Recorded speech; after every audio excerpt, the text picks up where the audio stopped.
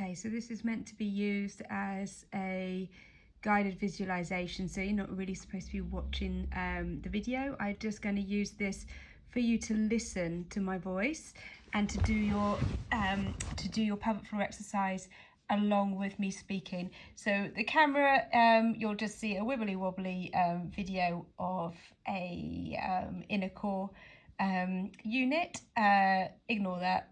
It's just there so there's something to see if you do look at the screen. Really, this is just used to be played along, so you're playing this with yourself lying down on your back with your knees bent, feet flat, feeling relaxed and just listening. So let's get started. You're going to be lying on your back, and I want you to first of all to tune into your breath. So feeling that breath in, where you're breathing in through your nose and feeling your rib cage widen.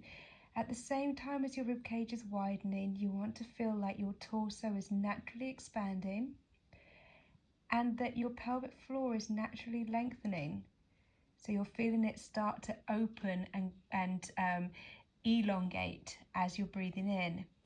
Now, when you're breathing out, what you'll feel is that the rib cage draws a little bit lower and together, and your belly and your pelvic floor naturally return towards the midline. So you'll feel a natural participation from the pelvic floor lifting up just gently, and you'll feel that your lower belly is drawing in. Now, if you feel like your lower belly is not drawing in and you're only kind of feeling that the upper belly is drawing in and the lower belly is getting pushed out, then I want you to take one hand and let it rest onto your lower abdomen. And now when you breathe in and you feel the torso expand and the pelvic floor expand, as you breathe out, I just want you to feel like you're just gently, very gently drawing the whole flat of your hand towards your spine. And that will then start to even out that contraction, so that you feel that then you've got that natural drawing back in of the inner core. That will help to recruit that a little bit better. So now, taking your attention to your pelvic floor, I want you to imagine your pelvic floor has floors like a building. So you're going to have your ground floor, that's your pelvic floor's resting position. You're going to have your basement, that's when your pelvic floor is in a stretched position. You're going to have your first floor, that is when your pelvic floor is half contracted.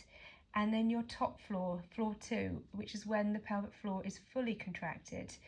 So we're going to now start by starting at your rest position. And as you breathe out, I want you to then take your pelvic floor all the way to the top floor. So you're going all the way to floor 2. Now come back down to the ground floor. Find your way there before you go into the next step. Now we're going to go back up to floor 2. It helps if you do this with a breath out. Take yourself all the way back up to floor 2 and come back down to floor 1. So now you can feel the difference between those two levels. Now I'm going to get you to take yourself all the way back up to floor 2 again. And this time I want you to hold it there and continue to breathe normally. And we're going to count for 1, 2, 3, 4, 5. Come back down all the way down to floor 1. Now, take note, did you manage to hold that for as long as 5 seconds? Was that too easy? Could you have held longer? If you could have held longer, then when you're practicing this on your own, you can just think about just staying at that top level position for the number of seconds you can do with good control. Now, we're going to go back up to your floor 2, so find your way all the way to the top and hold for 1, 2, 3, 4, 5, and now come back down to your ground floor. Now at your ground floor, I just want you to take an inhale through your nose and allow your pelvic floor to lengthen, so you're going all the way down to your basement. And again, feel how this is a lengthening, it's not a pushing.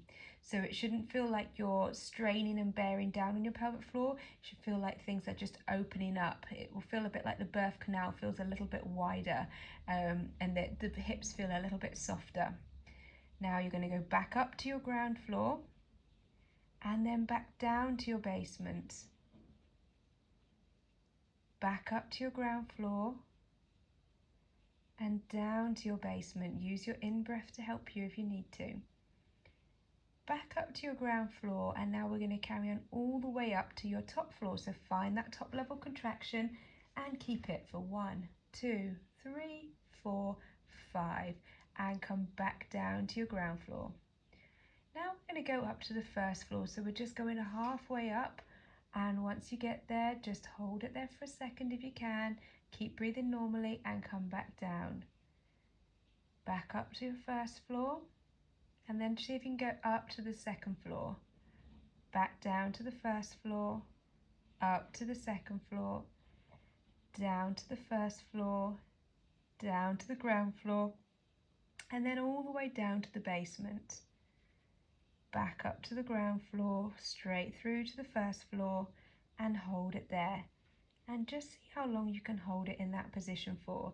Now for some people that might be 10 seconds, and some people could probably hold it there for a minute.